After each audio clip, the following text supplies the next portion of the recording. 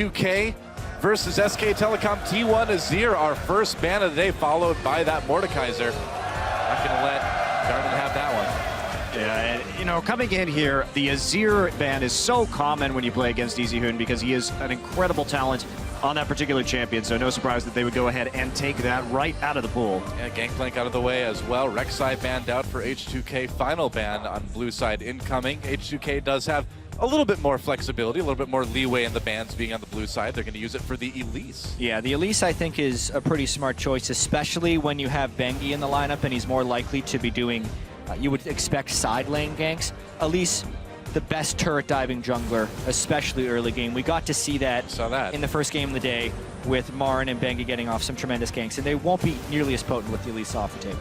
Yeah, well, there's a Lulu ban, so I wonder, are we going to see the Darius first pick from H2K? If we don't, you can be sure SKT is going to grab it.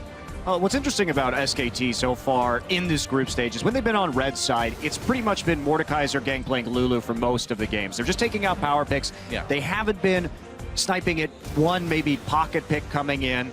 So they're very confident in their ability just without the power picks down to seal the fate of their opponents. This is what I call the Cloud special if they lock this in, because it's not only Cloud9, now it's Cloud Templar in Korea as well. Cloud-oriented with Zamumu. It's true. Will they lock it in, though? Answer, probably not. We've already seen Marin's Renekton against Darius, which will scare them away a little bit from picking Darius first. Well, because Sing looking to be a playmaker on Thresh. It was banned by SKT when SKT played them in the previous game. Yeah, and the Lee Sin often taken out against H2K as well. They're going to have both champions up should they choose to go for it. We could see Bengi just try and deny that pick, but I have a feeling he's just going to play Rek'Sai. Yeah, and as criticized as Lulex is as a jungler, he's a very good Lee Sin player. The move he pulled earlier today where he smited the minions while he was queuing, then kicked backwards from within the inhibitor turret was really, really impressive. And had, in my opinion, had a more well-known player pulled off that play, it would have been a highlight clip on Reddit for the execution it was. Well, maybe we'll still see that highlight. I'll upvote it instead. Well, it's worth noting right now, as we see this Kalista lock-in, Bang is professionally undefeated on Kalista. He has never lost a game on this champion. No one lets him have it. No one lets SKTelecom have it, because how do SKTelecom win? Usually they win out of the strength of the laning phase, and that is not... And their control over Dragon, and that champion is perfect for both. Well, the funny thing is that Bang actually got to play Kalista a little bit more often than some of the AD carries in Korea because of so many bans being targeted on Marin and on Faker, too. The other thing with the SKT win rate statistics is, I think, Monty, you were mentioning, since the K and S teams merged, they have close to an 80% win rate as a team. Yes. So since Kalista was just released in this season, they're going to have a higher chance of being a very strong win rate for Bang. Of course, though, still undefeated, still impressive. Okay. A little bit of a taste of Marin's own medicine as a Renekton locked in by H2K. Interesting. But can they Renekton like Marin Renektons?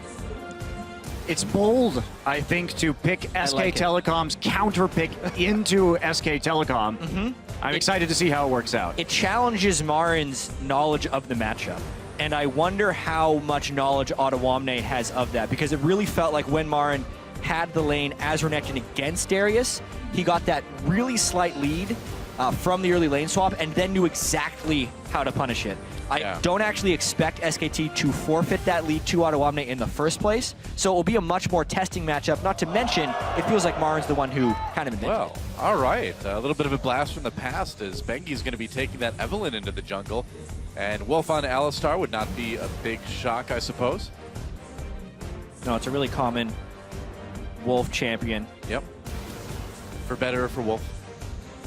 Depends on the day. It's usually for better. He has an extraordinarily high win rate on Alistar. And the Evelynn pick, it's not something we've seen a whole ton of at Worlds, but I think it's still a very strong pick out of the jungle. It's still...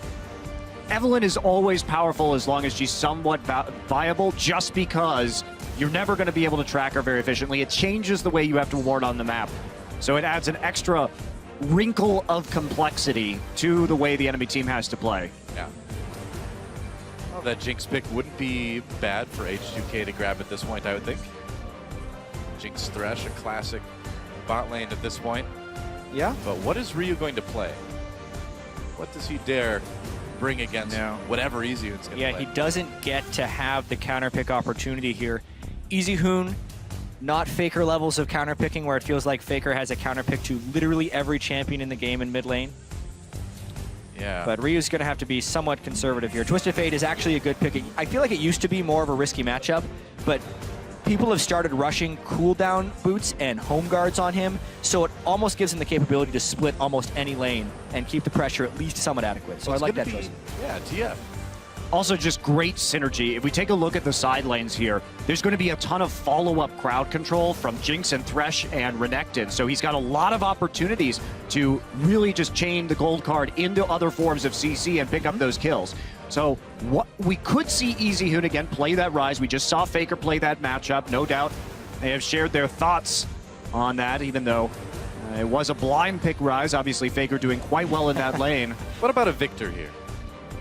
Yeah, depends how much EasyHoon has it. When we see him practicing, it doesn't seem like his favorite champion for the mid lane. That would be Lulu, but of course that has been taken away. Right. Azir's also been gone. What do you think, he Monty? had a lot of really good Cassiopeia games a while ago, but it's been a bit of time since Cassiopeia was meta, quote unquote. And will it be the yes. Karthus? Oh boy. Oh yes, it will. Karthus locked in for EasyHoon. Now this is a champion that we've seen him have very, very strong results on in the past, to say the least. Wow, I love it. I think it's so interesting to pick this champion right now. Don't follow the Twisted Fate. Just stand in the mid lane, keep on farming, and just use your ult to follow up on that damage. Yep. So H2K, that is a very interesting problem to deal with. SKT has now brought in 2 unique picks to the mid lane for Worlds. They're the only people to play Rise. Faker's won with it twice, and EasyHoon's the only Karthus thus far. Olaf, checkmate. three unique mid lane champions. I was thinking like overall champions. Oh, yeah. That's See, I'm pretty 3 sure- in 5 games. I'm pretty sure SKT has played. checkmate is exactly what Faker thought when he locked that Olaf in. He was like, boom, hard countered. Yeah. Well, You know you're in trouble when someone has a counter pick ready for your mid lane Aurelia. that's true. Well, you know you're in trouble when you're like picking Aurelia blind into the mid lane. I think that's your first sign of trouble right there. Well, guys, the Hoon has been unleashed. He's going to bring Karthus as the coaches shake hands. The game will get loading, and we are about to move right into it. I'm excited. I'm glad EasyHoon's getting a chance to play. Yeah. I'm also happy he's on a new champion here for Worlds, so it Yeah. just extends the giant mid lane champion pool. Yeah, Absolutely. It's an old EasyHoon staple, though. If we think about EasyHoon historically, loves these more zone control mages, and I'm excited to see him on it again. That's right. So be sure to tweet your predictions to @LOLEsports with the hashtag H2Kwin or hashtag SKTwin, depending on who you think is going to take it. It's time to move out onto the Rift. And here we go.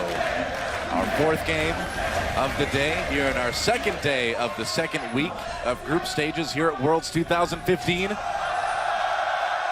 One thing I want to touch on with H2K is I thought their drafts throughout this group stage have all been very good. This is a great pick composition. They're trying to dissect SKTelecom's lane power. We talked about that. How do they get these leads? Just get the lanes ahead. And Odoamne comes up with the counter pick that we saw Marin debut, and he has a Twisted Fate to come up there, chain that CC. So I think this is a very intelligent strategy by H2K against SKT. And we even heard Prawley talking earlier as the coach and the person who pushed together these drafts for H2K, that they like to play like SKT. They just know that they're not as clean as them at the execution. So it makes sense that they're picking kind of directly targeted at the way SKT plays. And it means the first 15 minutes of this game are just going to be even more important than they normally are in a League of Legends game. And when we talk about, of course, the Twisted Fate, that's also an EasyHoon champion. So when you can't deny it, it could have very easily come in for SKTelecom too as the last pick. So grabbing it early, Ryu feeling confident in this part of the draft. Definitely. I think you're getting some deep wards down. It's mostly been a fan for a little while, although H2K grouping up down towards bottom path. Meanwhile, some action on the mid lane. Ryu getting caught, gets exhausted, gonna have to flash right into Bangy for the damage. Bang loading some on as well. Ryu doesn't get away. First blood goes to Bang. And I can't think of any other word for that than disaster.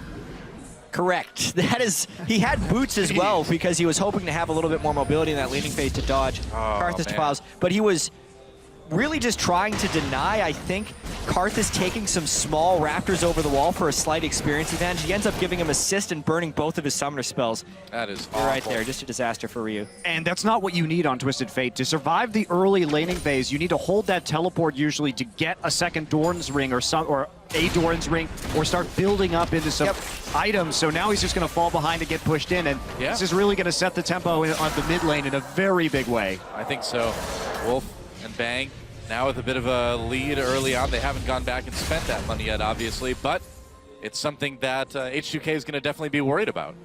Also, having no flash on Twisted Fate, Karthus can absolutely choose to fall back to his turret, and we still have a flash on Bengi here. There's a lot of kill pressure in the mid lane steal, even though EasyHoon burned both of his summoners. And I'm actually interested to see the way EasyHoon plays this lane as well, because if Karthus actually gets the wave frozen near his turret, he has tremendous gank assistance, because all he'd have to do is place the wall on Ryu, which has really long range to get the slow 4 and Eve coming in, who still has flash, and they could actually get some pretty easy gank kills on that side. Be interesting to see how that lane plays out. Yeah. Really fast chilling smite onto Bengi with that first recall right at 3 minutes, so he'll be looking for some opportunities. We'll see if he chooses to go ahead and farm it out or whether he wants to try and make some plays. That was another big thing about that level 1 kill on Ryu, is that it gave 4 members of SKTelecom assists too, so a little bit extra gold in the pocket early on is so important. One thing that we've seen about SKT is, especially the games against CDG, they take one mistake like that and they just turn it into a win. They are absolutely unforgiving. They seem to be prepared for every possible scenario, playing their team compositions very well around these disadvantages. See if they can do the same thing here. Yeah, and the one lane that is the most uninfluenced by the death of Ryu in the early game was the top lane of Ottawamne and Marin, because Marin didn't even pick up an assist despite kind of being down there for the initial engagement. This is actually the spot where the lane wants to be frozen for the gank we just talked about, where EasyHoon would just have to put his wall down. Ryu knows it's a possibility, and Lulex will end up scouting it out for him. Yep. I think this is really smart by Lulex. You have to start getting some information Still here. hasn't seen him, though. Hasn't detected that, but does get the ward down on the Raptors. Now they know Lulex is coming around. They're going to try to make a play on this. Yeah, ward thrown in. Lulex actually doing quite a bit of damage to Bengi early on. Here comes EasyHoon, though. The damage onto Lulex is scary. There's the flash. Lulex slowed down by the wall. Tries to avoid a gold card onto EasyHoon, but here comes Marin as well. Flash from Bengi. I don't think that's going to be enough damage. Oh, and Bengi taken out by Ryu. Although EasyHoon, with the answering kill, will keep the kill lead ahead for SKT. Meanwhile, down the bot lane, things get crazy. And Jarnan taking a lot of damage. Will he actually live through this? He actually went back up. That is so brave, dude. SKT, Wolf very low as well. Has to bring that flash, and there's the Q. Bang gets the kill, and now Kessing is in a little bit of trouble too. Exhaust Wolf, unafraid of the Thresh. Flash of the brush. He grabbed Bang, goes back in for the flame. Doesn't have the cooldown. Kessing goes down to Bang with the kill. That's 3 already for him in 5 minutes. It's looking bad for H2K. That's a nice way to put it. It's gone from bad to worse. We said level 1 was disaster. What is much worse than disaster? Catastrophe, maybe? Apocalypse? The thing is for H2K, this game is a bit of a gimme. They weren't expected to win, and it actually doesn't matter for them as far as advancing out of the group, because regardless of the results here, they still need to beat EDG to move out of this group. So we saw the mid lane play. The way this bottom lane play begun was actually kind of encouraging for H2K, because they got Wolf low, but Jarnan just wasn't expecting this Q to land. He had heal when that landed from Bang, so Bang surprised him with damage, and once that happened, when your AD carry dies with heal still up, you're asking yourselves to get double killed. Absolutely, man. I mean, you can't keep going up against a Kalista like that with that low health. All right, look at this. He's coming back into lane 2 with the Cutlass and a dagger already completed, so a huge advantage in that bottom lane for Bang, and Wolf is playing this patiently, and we've got to start thinking about Ryu's teleports right now. Now, they still can save this game. It's not so far gone yet, but it's going to come down to whether they can actually secure kills in the side lanes. And with EasyHoon, he's turned around the lane. You can see he's very actively pressuring it. This is where you bottle up that Twisted Fate. Yeah, if they can manage to take down that mid lane turret before Ryu is able to get anything done with his first ult or two, that's going to be a really tough thing for H2K to overcome. And I do have to echo, that is the main way H2K would have any shot back in this game, which is why the Karthus pick is quite wise. He can keep the wave shoved up, which makes it easy to punish when Twisted Fate does leave lane. And he can also kind of answer just with his Rec Room. Once he knows all the threats have left that lane, he could stand and basically use it immediately as the TF comes in for a little bit of an equalizer. And that's up now, so it's yet another thing that Jarnan in the bottom lane really needs to be aware of. I mean, we saw him kind of be risky with low health situations before. You can't do that with a level 6 Karthus on the field. No, it does make it considerably more challenging. See Marin, interestingly, he's playing out the matchup. Both of our top laners double Doran's Blades, so they're not rushing into any of their items. And playing the Darius a little bit more defensively this time around. It's the closest matchup we've seen from Marin against an opponent, is the way AZike has been able to play him. This is the counter pick that Marin selected for him, essentially, earlier on in the week. And I like the way Renekton plays in this matchup because I feel like he has a lot of tools to get inside the Q range of Darius to not take the maximum damage, stun, get his damage out, and then also dice out afterwards. It's a clever pick, and I think AZike is playing it pretty properly, but without an early jump and experience, the lane is still somewhat splitting. Yeah, even though the slice and dice is just that small little dash, it's enough to get inside and land that W so you can get that efficient trade. It seems like it'd be kind of scary for H2K, right? Even when you have Renekton teleporting in later on. I mean, you've got a lot of reasons to not want to be in melee range of SKTelecom. Absolutely. Very much H2K picked this game for the laning phase, so if the laning phase falls apart, they're in even more trouble. And here we go. Marin's TP is back up, just as a reminder, was down for a little bit, and now Wolf and Bengi just here to zone out the enemy duo lane and try and finish off this Even tower Karthus is Oh, there it is. Requiem coming in, teleport coming into that turret, the bot lane as well, too. Wolf gets stopped up for a second. Jarnan stays alive for the moment, had to use not the summon hero quite yet. Bengi getting taken out by Ryu as he joins the fight. AZike making a big difference so far in this one. Nice explosive cast. Have they separated Easyun enough? Doesn't look like it. There's the flash from Easyun. Oh, they're re-engaged. Can Bang do enough damage to turn this one around? Nearly. Marin teleports in. He is ready to go. Lulax taking a lot of damage. Doesn't die from the ult, but there's another kill for Bang. And they managed to trade it fairly evenly in the end. And Bang gets double buffs after that. Now, what SKTelecom did, they were overly aggressive on that tower right now. Marin, this was a problem I said earlier in the tournament, maybe a little bit late on these TPs, but they back them into a choke point where their AoE can be effective, and then that's when the TP comes in. H2K really over pursuing that one, and now Bang is even more of a problem than he was before. He's up 32 CS, 4-0 with double buffs. Well, you did mention Bang having more successful games when Faker is out of the lineup and more team focus going towards that bottom lane. And I do actually have to say that the bottom lane gank there by SKT was not very clean.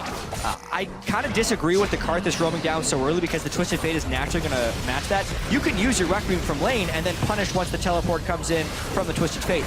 Even then, H2K does come in with AZike.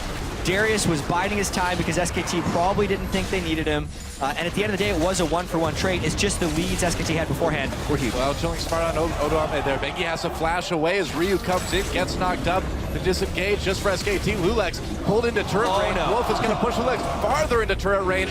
4 damage onto him. Will he survive? Wolf just needs one more hit, basically. Marin flashes in, missed the Q, but got the auto, and there's going to be a pause. Another kill for SKT. Yeah, I wonder if people are pausing for the Darius interaction there. It is possible to channel your Q. It's a 0.75 second cast time and then flash and have the damage execute. Yeah. I've seen a lot of players missing that play. I wonder if this is a pause just as a suspected bug to check that out. But You know, to me, it looked like he got a little bit too close. Like he had him on the inside range of the Q, maybe? It looked to me like it didn't do any damage, so... Yeah, well, the inside ring of the Q... doesn't do a whole lot. Yeah. Yeah.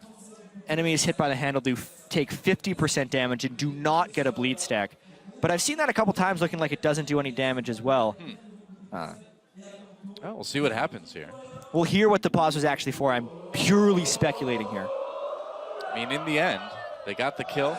6-2 right now for SKTelecom, so things still going fairly as well as you can see from the scoreboard down at the bottom. Yeah, I just received word that it has nothing to do with the Darius. It's actually AZike pausing because he thinks he encountered a bug. He says he stunned Evelyn, but it didn't apply, so they're checking to see if that's the case. Okay. It's totally valid for a player to pause whenever they suspect a bug. Yeah, absolutely, and they should as well, too. I mean, if you have a bug and you don't pause and you get punished for it, kind of ends up being on you in the end, doesn't it? Absolutely. I see we're back to the wave. The pause wave here in Paris. The French crowd loves the wave. Yeah, this could go on for a while. They did this for 5 minutes in the middle of a game. Earlier. I've said this before, and it's still true in week 2. The enthusiasm of this French crowd is like some of the biggest I think I've ever seen in LoL. Yeah, a lot of it is obviously the crowd and the culture, but the casters that are able to encourage us, the team that Chips and Wah have put together here for casting, really adds so much energy to this entire venue as well as their own broadcast. Yeah, I got to hang out with those guys a little bit last week, and they have a great studio here in Paris and a pretty big following, and for a good reason too. Fantastic casters. Has the wave stopped already? No, there it goes. Okay, well. Please, Jad. They're not going to stop. Come on, is the moon gone? As long as the moon is around, there will be waves, right? That's science. It's coming back. Anytime you want to join in? It's coming our way. That's on the other side, though. Oh, all right. Yeah, that was. There we go. That was weak. You'll just have to take our word for it. We did it very enthusiastically. We're North Americans, so we can't be expected to be quite as enthusiastic. And I'm from a German community in Wisconsin, so the enthusiasm. You're stoic. That's right. Yeah, you know me. Stoic Noah. That's what they call me. We'll change your name to Stoa next season. Stoa. Stoic? This game in particular, it's especially with this gank going pear-shaped in the top lane for H2K, is getting a little bit worse. Yeah. I never got that. Going pear-shaped. Why are pears are good? They're healthy for you. They taste. It's not. decently? It's usually not considered an attractive look on a woman, though. Oh, I see. Maybe I'm using that analogy all wrong. Like sometimes I use analogies and then I realize long after using them. I don't know. Like Maybe you were using. We're in it, right? France, for instance. Okay. I did take French in high school, but when I was a child, between the ages of like 5 and 12, when people would say "c'est la vie," I would be like, I guess la vie is just what you say when things aren't going the right way. Like, la vie. And then I realized it was actually a proper French phrase. Spilled my Mountain Dew. Oh, Levine. Oh. Yeah, la vie. Levine. Oh, well. Yeah. I don't know. It's important to research these things. I think so, too. I might remove pear-shaped from my casting. Maybe. Unleash the SKTelecom. I can't read that. You know, usually I can't read the signs because they're Korean. This is like a whole other level. Hey, somebody's excited about being Canadian. Are you excited about being Canadian? I'm always excited about being Canadian. I was born in the USA, but I have dual citizenship, and I'm very happy to have both. Have you been to a hockey game? Yeah. Me too. I used to film WHL hockey games in my hometown. Really? And then I also went to an Oilers game when I went to school in Edmonton. So. I used to be involved in the broadcast for the NCAA hockey in my city, too. Awesome. What do you know?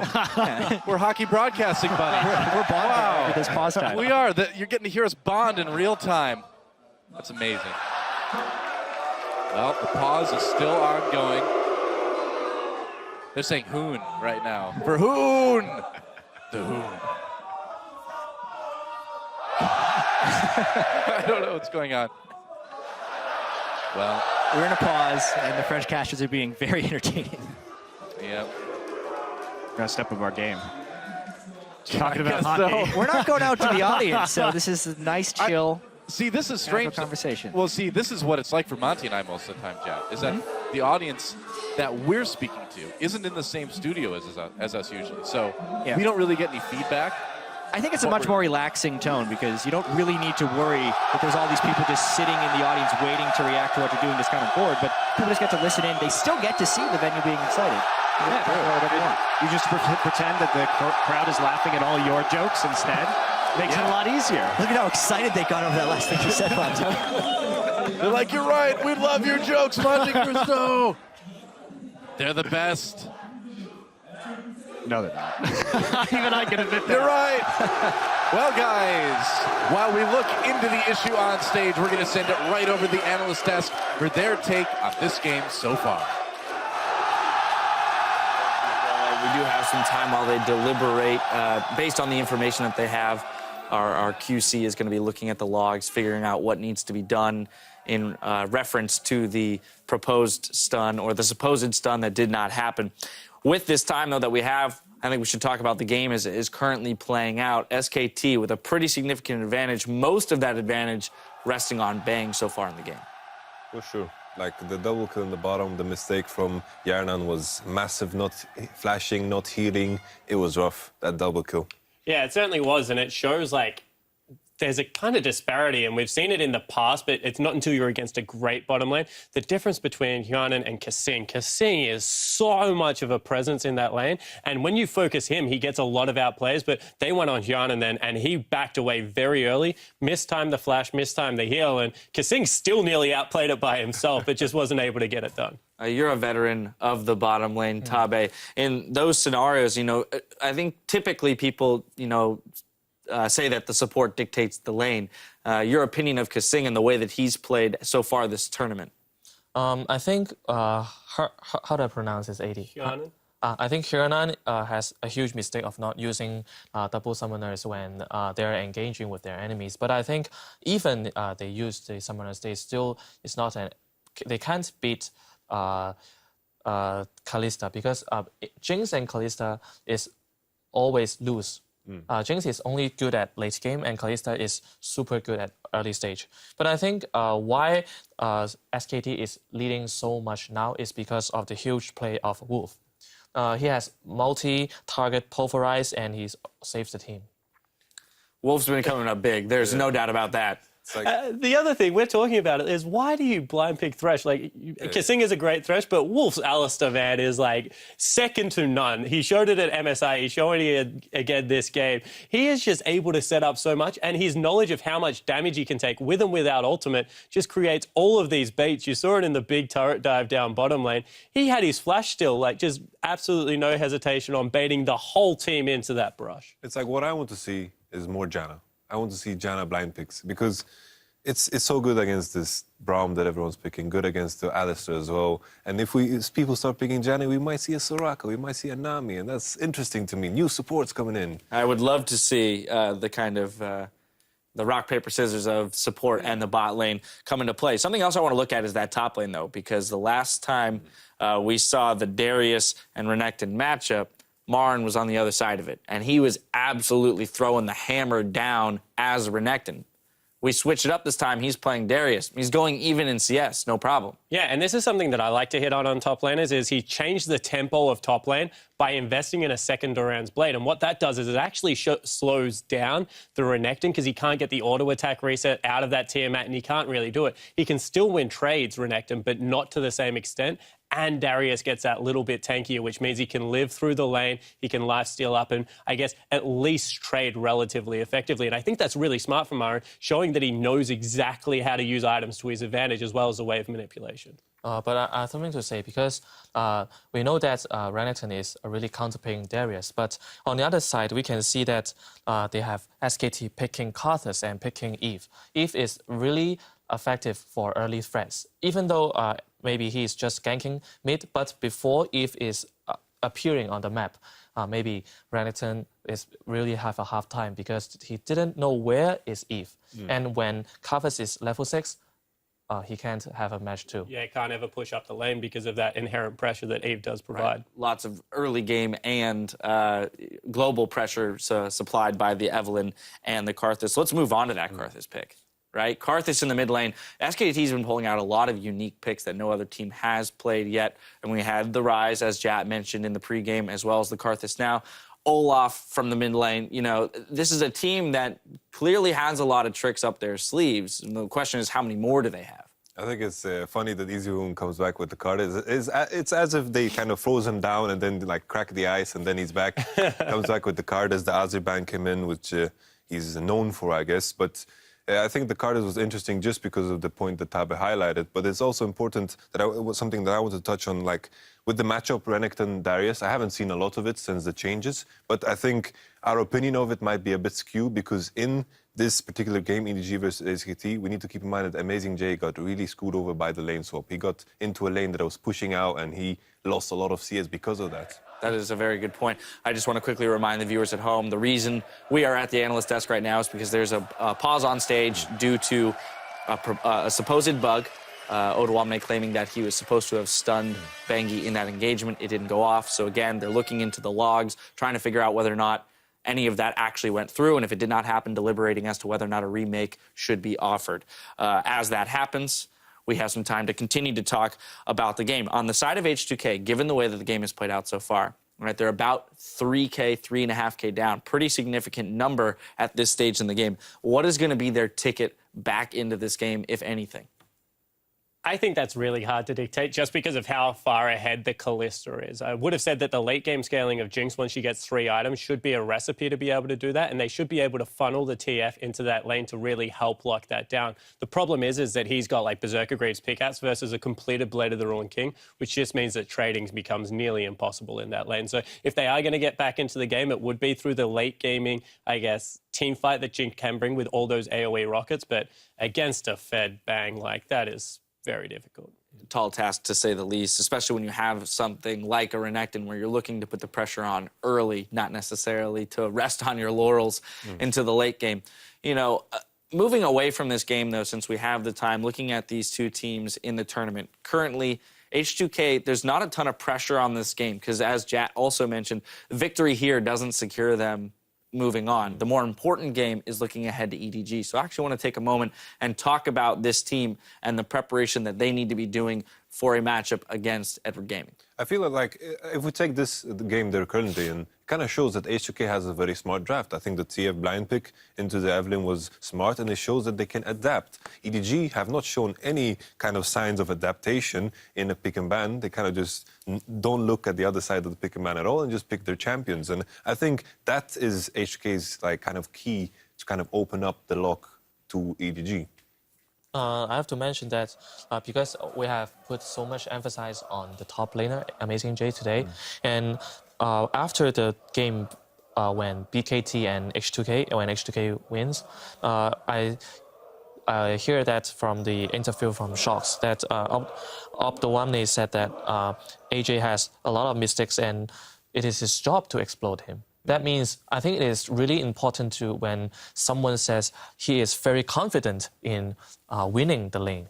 So I think what do you guys think about the matchup against AZike and Opdawamne? Yeah, I actually think that that is the case, that Opdawamne is going to look to do that. And I think that, once again, SKT have given them some tools. Clearlove is a very good Evelynn player. If that is what is keeping this lane matchup down right now, and they can use that to capitalize and maybe overcommit on AZike, there is potential there. But right now, H2K, the strength in the top lane and the disparity in the bottom lane is actually the way that EDG likes to play because of how strong Mako and Deft is. So they need to be very aware of where they are focusing resources because, once again, you can't let AD carries like Deft, like Bang, get these huge leads. My curiosity would be whether or not H2K adopts a similar style to Bangkok Titans, which is put something hyper-aggressive, put Lulex on Lee Sin, right? We know him as a Lee Sin player. Put him on something aggressive in the early game, as well as laners that have extraordinary gank assistance.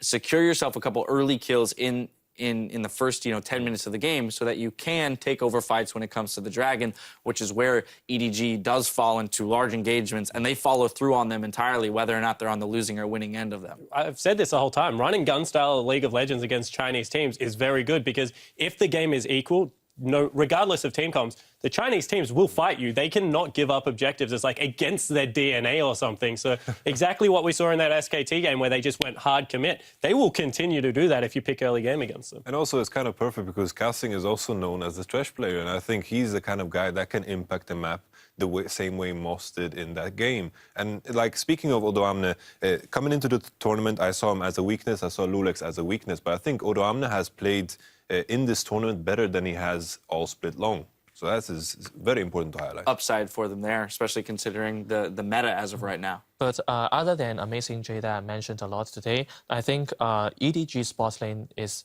far better than H2K's bot lane. We can see that just now the bad execution of the ADC Jinx. I think there will be a really hard time for Hyanan. For Hyanan to against Deft. Yeah, I completely agree with that, especially if Deft wants to continue to play these aggressive picks like the Kalista, like Lucian. He has shown that he will play a bully in the bottom lane and not let the other AD carry scale. And it's bit him a couple of times because they have fallen a little bit behind. But if that goes right for you, you just means that you explode through the mid-game team fight much earlier. Now, let's return to this game for a brief moment. Going back through the picks and bans, we see, again, a very interesting combination of well, if Kalista is the one that's getting out of control, is there not a way for H2K to deal with that, given the TF and the Renekton being able to get in, stun up on Kalista and keep her in place, deal enough damage to get her? I feel like, personally, the matchup, like Jinx, Thresh into the Kalista, Alistar, is just such a polarized matchup that you can't really judge, like, based off of play. While we know Yarnan misplayed in that particular engagement, there was just no way for them to win that fight. I feel like the Jinx was kind of way too confident to pick. Like, you have to keep in mind consistency. Maybe they wanted the lane swap, maybe they had some other idea in mind, but that is like a gamble. And I feel like they should have just went for a safer pick because the Kalista came in early from SKT, and maybe they should have went for the Corki, first Corki of the tournament. And the other thing you have to remember against Kalista is she has one of the easiest itemizations into third item QSS out of all AD carries because of the double attack speed and lifesteal without having to go into it. And because of the delayed item purchases of the Renekton, he had to go a second Duran's Blade. He's not going to get armor for an extended period of time. So there is a potential for Kalista to itemize much easier towards a QSS before she picks up that last Whisper, and it can set up the team fight in their favor. Afforded a lot of leniency there. Also, too, if we look at picks and bans, Jat mentioned this as well, or perhaps Monty. They mentioned the fact that SKT has been banning essentially the same 3 champions every single game when they're on red side, which is indicative of the fact that they know that they can outplay a team as long as they remove the power picks from the table. So again, they're not having to show too much. They're not being forced to show too much in that regard, yet they're coming out with these unique champion picks and saying, we've got everything covered. There's, you know, they're looking more and more like a heavy favorite, even though they are not necessarily in the strongest group in terms of depth. Yeah, my opinion is that SKT have shown one thing in this group stage, and it's that they are currently the best team in the world. Like, it is up to other people to beat SKT. They have given absolutely nothing away at this point. It's like what I feel if I take a look at SKT, the information they've given us just makes it harder to prepare. Yeah. It's like, what are you going to do about the Renekton Darius? Like, we've seen teams there just hesitate to pick Darius against SKT. That is just a massive advantage. He plays Malphite. You can't pick Fiora. There are so many things right now that SKT have just said, we don't care about the meta. We will beat you. Now, Tabe, when you look at a team like this, we're looking at SKT in their current form, and you as a team are going to have to go up against them in a best-of-5 group stage or bracket stage following this. What would be your approach to a team like this that seems to have so many different formulas for success? Because just like Yamato just said, it is very hard for us to prepare against a team with so deep in the champion pool. So I think what we have to do is we have to bring something that we are very good at. For example, just like you said, they are mispicking Jinx just now, right? But I certainly think of that. Why they're picking? Because they are learning from Flash Wolves. You remember yesterday's game? Flash Wolves have 3 games with Jinx, and they have Thresh 2 and Morgana. I think simply it is because H2K is learning from different opponents. So I think the team that maybe can win SKT, maybe I will give a vote for Flash Wolves, because if they are too confident from SKT of not banning out their Lulu, LeBlanc, and their Jinx, maybe they will suffer a lot. All right, well, there we go. We're throwing it back to the game right now as we're into it. Take it over, guys. Thanks, and I just want to clear this up real quick because I've been talking to production during this whole pause, and the way the ruling happened, we are continuing to play the game.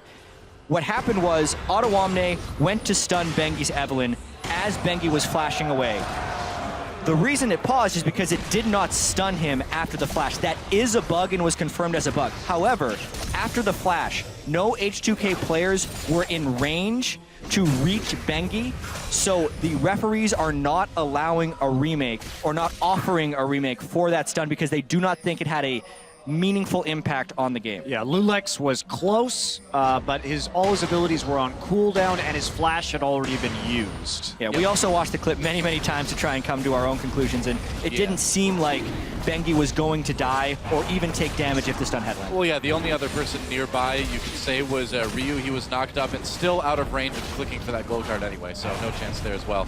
Meanwhile, Bang will take the first dragon of the game for SKTelecom as we get back into the action between H2K and SKT. You're in our 4th game of the day. And there we go. There we go. There we go. Bengi Back in the game. coming out on the side. And Ryu slowed down. He's taking a lot of damage here. Could be in trouble. No flash for him. Gets very low. Red card thrown out, but Wolf comes in for a bit of bloodthirsty support kill stealing.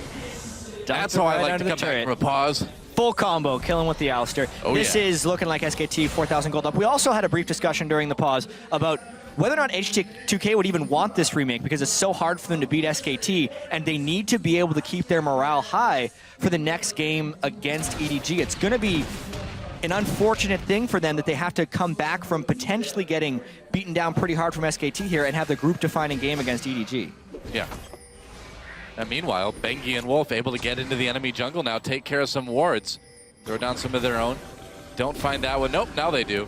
And this is kind of what I thought we'd see a little bit more of with EZU in now. We're going to see maybe a little bit more room for Wolf and Bengi to play a little bit more like Score and Peekaboo. Get into the enemy jungle, throw down a lot of wards, get more vision control than we maybe see SKTelecom prioritize in other games. Yeah. The funny thing about that is EZU is doing exceptionally well in lane. Yeah. So much of that is because Ryu burned both summoner spells at level 1, but it's not like EZU is sitting back and being non-aggressive. Marin could be in trouble. Gold card lands, and I don't think there's any escape for him. Ryu with another kill. Meanwhile, some action down in the bot jungle. SKT steals the red. And that's the gank that we were talking about to start off this game. That is such a great kill lane for H2K. Already has that Tiamat, a lot of damage coming out, and you can just chain stun into stun very easily. So Marin, I think, playing a little bit disrespectfully right here. We'll see what SKT can get for it. They are going to potentially punish this movement, but they're not. Ryu's right back in the lane, gets that red card. Noto Omne is going to get some turret damage down as well.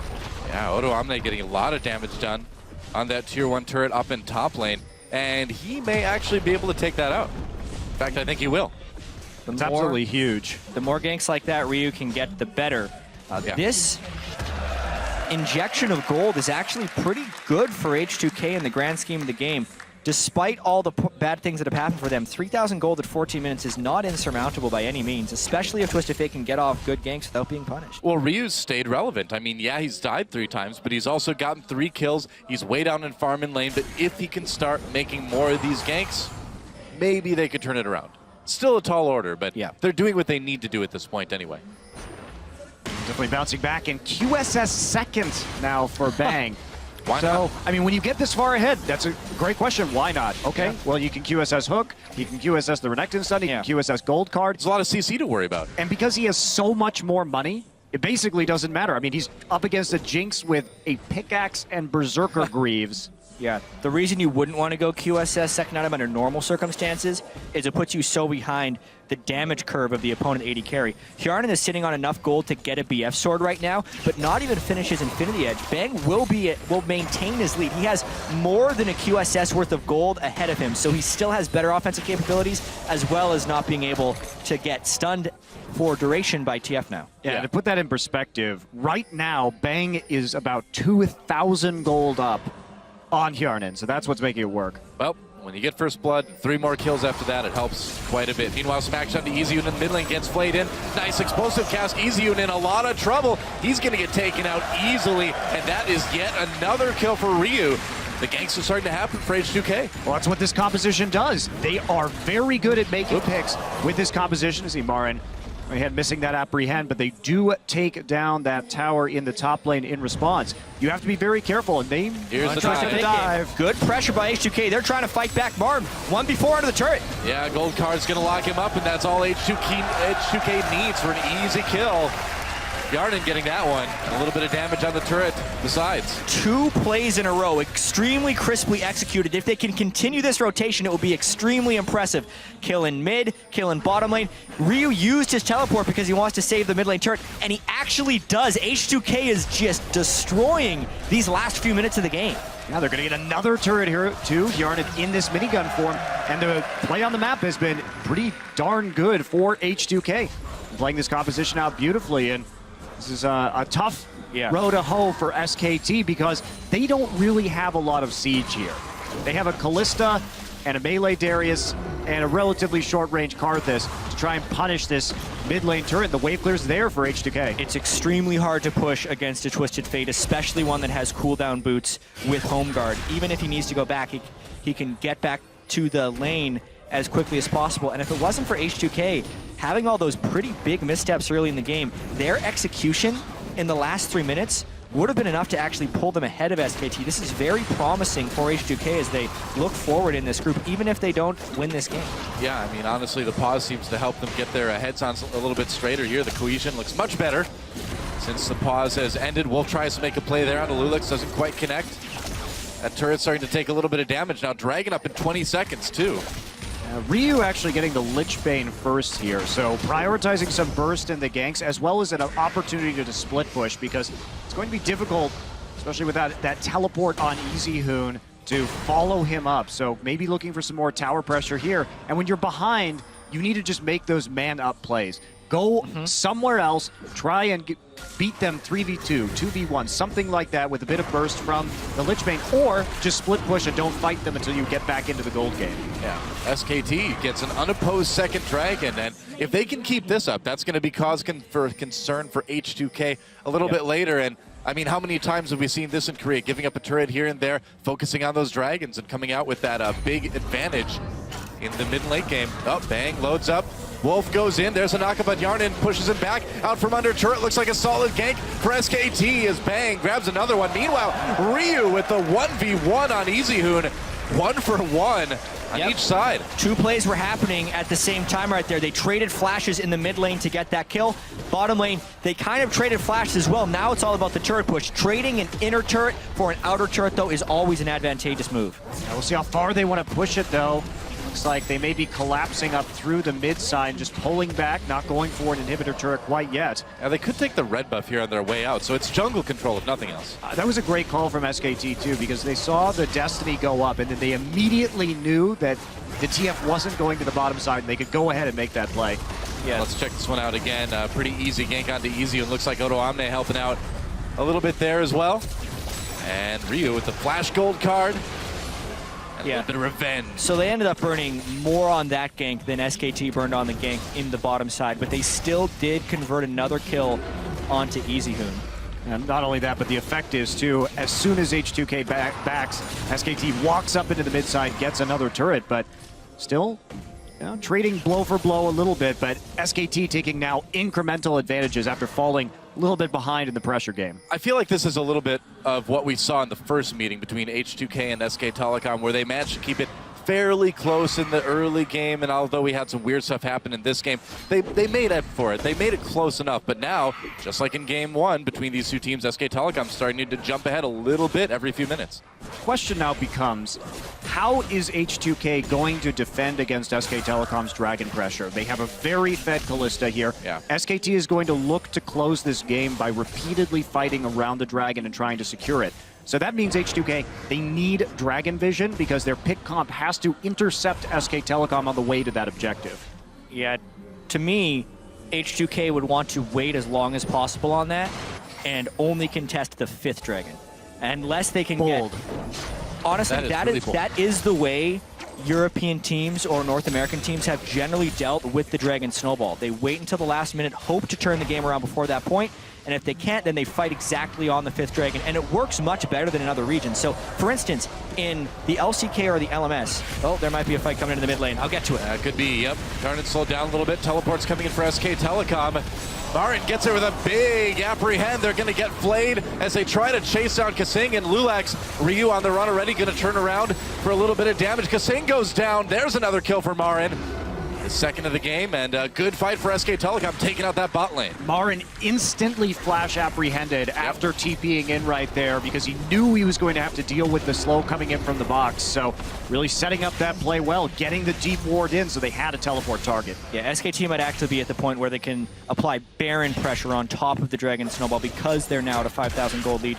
But while it may not be super relevant to this game, basically, LCK teams, when they're up 4-0, and LMS teams in Dragons are like a 95% win rate. But North American and EU teams, when they're up 4 Dragons to 0, is more around a 70% win rate, only because the LCK and LMS teams don't let it get to that point at 4-0. So if they're going to lose, they usually lose contesting the 3rd or the 4th Dragon rather than the 5th. Yeah, I mean, once you're on that 4 Dragon pressure, you basically need to win the team fight or you're done, right? It's a very risky situation to be in. H2K, though, losing a lot more than that Dragon game so far. Down 5 turrets to 3, and it is a 6,000 gold lead in 22 minutes, too, which is Pretty substantial. Looks like SKT may just be happy to play a little bit further back and I think so. wait this one out until the next Dragon fight, not really leaving themselves open to many kills. And now with the ward line, not very many deep wards in for H2K, so they have the vision control. They're just staying on their half of the map and waiting for the drag. It feels like H2K has recovered from the flurry of action that H2K unleashed right after the pause. Before SKT actually made those nice plays in the mid lane, H2K did have deep ward lines into the red jungle as well, so that was a play they had set up, and essentially H2K's momentum has been broken. Yeah. They now need to have almost a lucky play in order to get back into this game, because they have to go into unvisioned territory against an Evelyn and Karthus, which is really, really dangerous. Yeah, the setup already coming through from SKTelecom. You see backing getting 3 pink wards, waiting about a minute left before they push forward onto that objective. H2K with plenty of wards in the inventory too, though. The battle for vision will be incoming. And the question is, I mean, with SKTelecom already having that vision advantage, will H2K even really be able to get in and contest too much?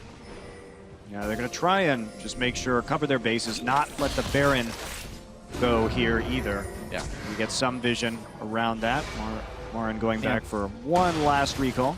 H2K is playing off of their teleport advantage right now. They need to get Auto-Omne up a little bit more. Oh, Bengi has a flash. They're going to catch him. Oh, he got gold carded. He got CC'd to death. And Kasing with the kill there. Meanwhile, more action as Auto-Omne tries to engage onto SKTelecom. Wolf pulled in with that Fate's Call, thrown back in again. But SKT with not a lot of follow-up. Wolf may not have wanted to go in there. There's a knock-up onto Auto-Omne. EasyHoon looking for some opportunities, putting down some Qs, and Marin just can't get in there. He needs to run. Auto-Omne flashing, banging a little bit of trouble. There's more damage coming in from Ryu. Bang, now they're inside Karthus. Lulek's taking a lot of damage, and Karthus doing so much. Here comes a Requiem. Can he get any more?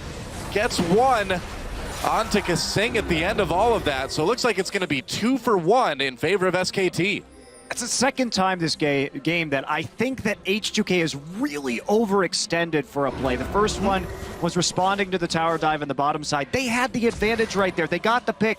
Go ahead, stop the dragon snowball. H2K has the right idea with so many of these plays. They had a teleport advantage, which meant they were kind of looking for a fight the instant that Darius showed on the other side of the map. But they got the Bengi pick essentially for free. They didn't need to then burn their teleport advantage and then force a slow fight up the mid lane, because if they just got the Bengi pick, they could have maintained their teleport advantage, kept split push pressure, and then actually forced a 4v3 with the threat of a 5v3. Instead, they just opted into a 5v4 after they got the initial pick. Yeah, I mean, now it's starting to look like the desperation is setting in for H2K a little bit here as SKTelecom takes their 3rd dragon in a row, really monopolizing the objective this time.